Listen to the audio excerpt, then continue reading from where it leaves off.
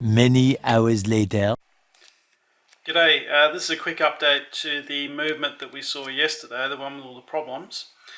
So basically I've put them all right now, and it took me quite a while to work out what was going on. So in addition to the parts that we did replace, there are a few others that needed doing as well. So I'll just get my pointer there. So that jewel there was cracked, and on the escape wheel, which is here, the jewel on the bottom of that was cracked as well. So they were actually in about 3 bits, so they both had to be replaced. So a few other things I did as well. I ended up having to replace the pallet fork. So previously someone had messed around with the position of the jewels and the pallet fork. So it would run okay for a bit, and then it would lock up occasionally. So that's been replaced as well. Yeah, so that's the sort of general parts, but the bigger problem is that the actual main plate itself, which is that large plate around the bottom there, was actually warped. So how that was done, I suspect it was done in a adjustable movement holder, and with some of these plates that have got fairly thin areas on the plate, if you really tighten the adjustable movement holder, you can actually bend the plate. And you don't actually see the bend, however it's there. And the problem with that is that you can spend, say, 4 hours trying to diagnose problems on these and still not get to the bottom of it, and it ends up being the plate.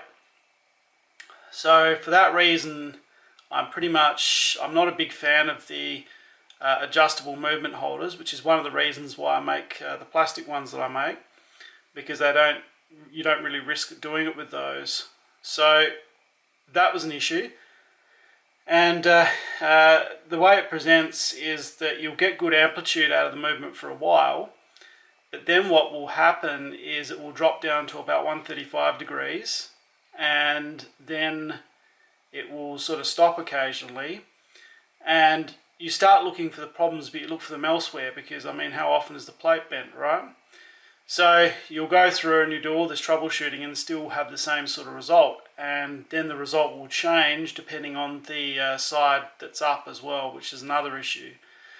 So yeah, several hours later, I determined that was the issue, and I haven't seen one with that sort of issue for a while, probably about 18 months. The last one was a 6105, so for that reason I don't use the adjustable movement holders on these. And I'll just actually bring you down here and show a movement plate with everything off of it.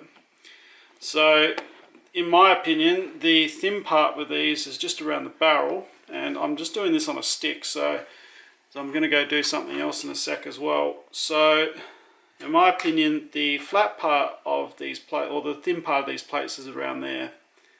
So this isn't actually the plate that I pulled off, this is just one that was lying on the desk. So in my opinion, it's around there. So if you have the jaws of the adjustable holder going in about there, and it's tightened really tight, you can easily bend this side of the plate up a little bit, just because it's so thin there.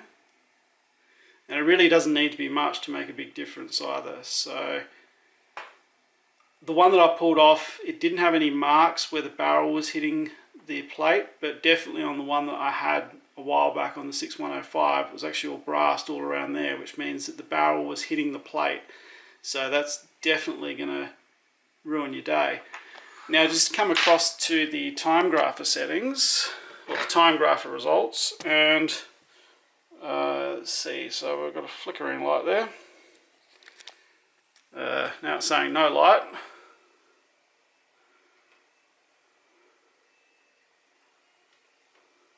I'll just turn this guy on as well. So trying to get that visible is a little bit tricky.